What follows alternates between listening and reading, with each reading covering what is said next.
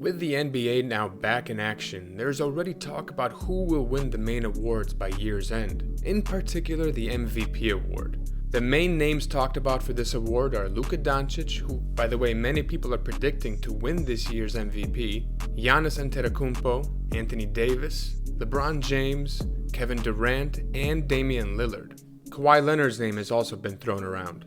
A name I've noticed that has surprisingly not really been mentioned is the guy I believe will actually walk away with the 2021 MVP award, and that man is Nikola Jokic. In this video, we will go over what normally goes into an MVP vote, why Jokic will likely win the MVP over his competition, and my prediction on who the top 5 finishers in MVP voting will be. But before we get into it, if you enjoyed this video, subscribe, turn on the bell notifications, and hit the like button as it's a big help to my channel. Also, feel free to leave a comment down below on who you believe will likely win the MVP award and why. As many of my viewers already know, I do try and respond to most people the first week the video is up. So let's jump right in. There's usually 3 factors that go into deciding an NBA MVP, and they are stats, team wins, and narrative. Voters, who are comprised by media members, put 5 players on their ballot ranked 1 through 5, where first place votes nets 10 points, second garners 7, third place votes are worth 5, fourth place is 3, and fifth place earns 1. I'll be doing a prediction later in the video as to how I think the top 5 voting will end up. So the MVP is usually the best player on his team, putting up very impressive stats. Normally stats you can't argue with. Now we all know there are guys who put up big numbers on losing teams, which oftentimes feels like empty stats. That is why winning matters. Putting up big numbers on a winning team is obviously far more impressive and noteworthy. An MVP has to be on one of the best teams in the league to be considered, with very few exceptions. Only twice has the MVP gone to a player on a losing team. Bob Pettit for the St. Louis Hawks, which happened in the award's inaugural year, and Kareem Abdul-Jabbar in 1975 when his Lakers won only 40 games.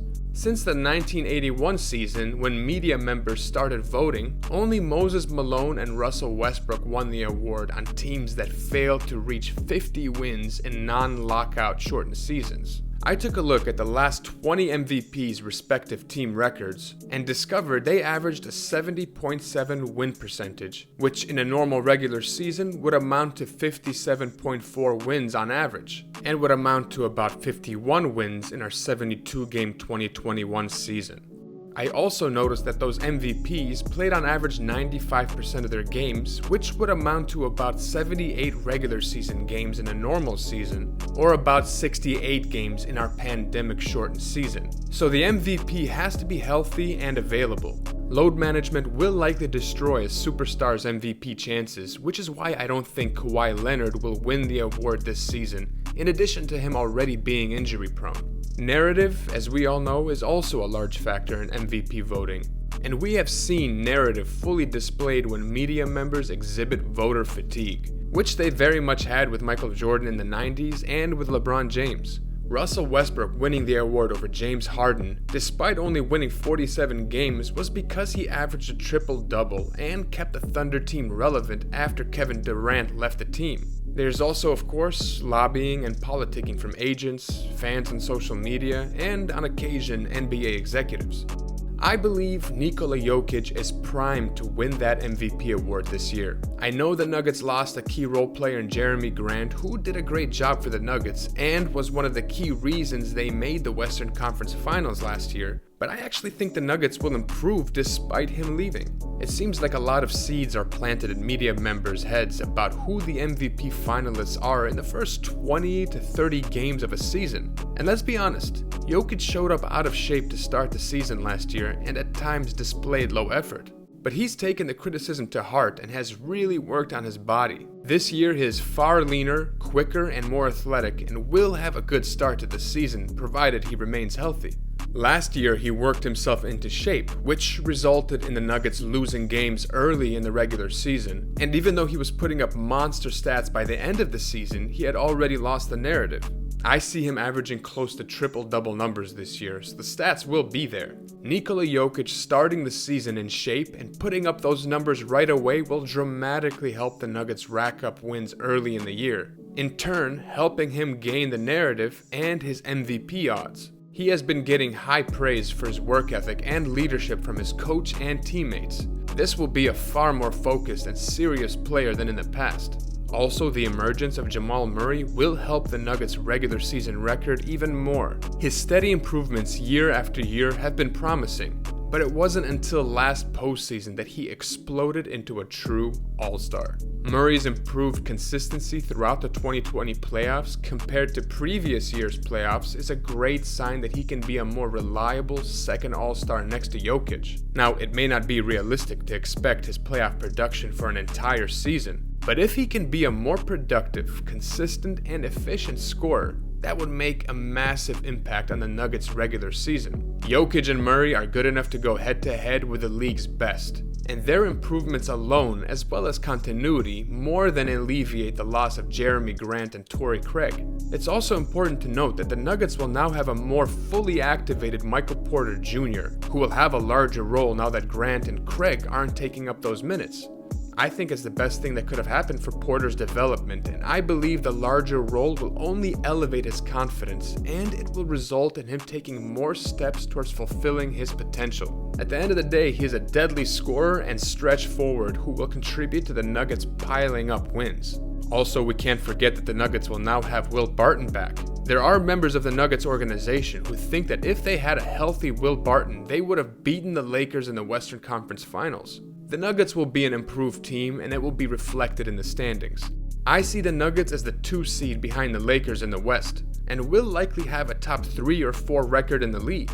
I'd be surprised if they had worse than a top 5 record in the NBA. Jokic is the engine that makes this team go and will receive proper credit for his team's success.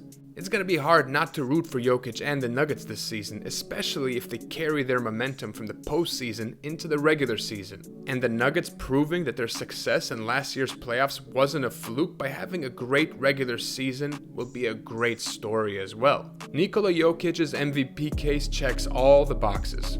Now, Jokic will have some competition for the MVP award, but I'm going to break down and make a case against each of those guys winning over Jokic. Damian Lillard is being discussed as a potential MVP, and he is an interesting dark horse selection for the award. He will likely put up huge numbers, and the media will be itching to give Damian Lillard votes, as his Blazers team will probably improve from last year. And voters may want to reward him, considering the Blazers and their superstar tend to be a bit underpublicized despite the amazing show he puts on the floor. The problem is that I just don't see him winning enough games. The Blazers will be solid, but I realistically forecast them as being more of a 4 or 5 seed type of team in the West. Lillard will garner votes, but not enough to win in my opinion. Luka Doncic is in the same category. I'm hearing so many pundits out there saying that he will likely win the award. Vegas also has him as a frontrunner. I just don't see it. Now, Doncic will put up incredible numbers and will likely solidify himself as a top 2 or 3 player in the league. But how many games will the Mavs realistically win?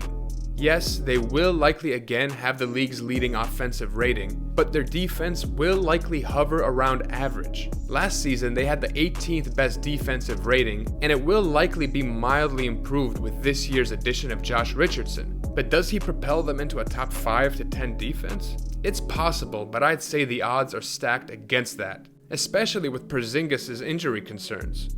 I see the Mavs finishing the regular season as the 5th or 6th seed this year, which won't be good enough to win the award. It's okay though, Luka's time will come. I think he will win multiple MVPs in his career. It just won't be this season. Now, the Lakers will likely have the best record in the league, which is why LeBron James and Anthony Davis will get a bunch of votes. The problem is that they are both excellent and productive superstars, and I think they will take votes away from one another come voting time, the same way Steph and Durant did with the Warriors.